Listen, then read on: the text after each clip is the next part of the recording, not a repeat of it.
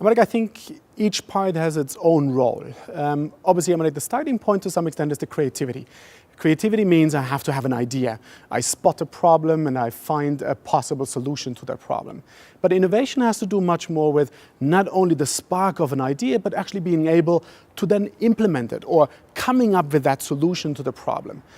Technology nowadays is very often part of this overall solution. It actually gives me now only the possibility to tackle some of the challenges that we have encountered for many, many years. So this is a little bit how all these different components play together. I would say it's maybe to some extent a consecutive chain of different parts in order to make a successful business or reinventing an existing business.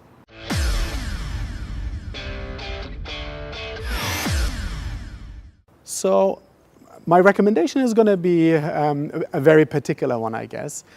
So I'm a marketing faculty, and for us, everything is marketing.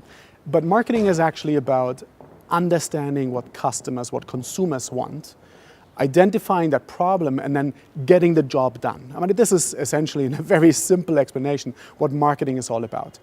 If we think about digital transformation as many other paradigm shifts that we have seen in the history, they always come back to the very same thing. There's a customer who wants to buy my products and services, there's a certain issue, and I can resolve that.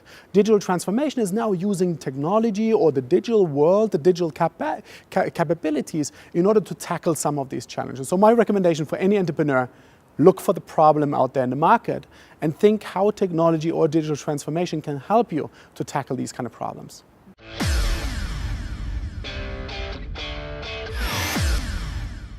I think there are probably two ways to go, to be honest. One is just create a new company. Obviously, that's the easiest way, because what it takes very often is a cultural shift, is a mind shift of your entire institution, of all the employees to become focused on or becoming digital savvy on one hand, and at the same time becoming focused on innovation and being open to the transformation and the change.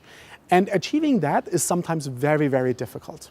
Obviously, as a consequence, I would recommend start a new company. Nevertheless, we have seen large organizations who have gone through this transformational process as well.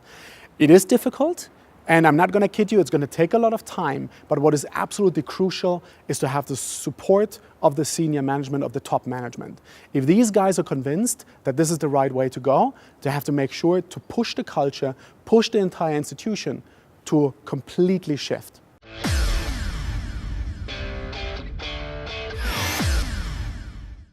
So I think there are multiple changes that we're going to see in terms of how training will happen in the future. Especially when we think of executive education, I think there's something called the modularization to some extent, right? I'm now interested in learning specific skills, and I'm interested in learning them here and now. So I want to have training now in order to fix or tackle a certain problem. For me, the second change is going to be with respect to learning analytics or the personalization of education. And right now, what I'm able to do is I can track much more the current know-how, the current expertise of my employees. And that knowledge can be leveraged in order to give specific, very customized training to each and every employee within my organization.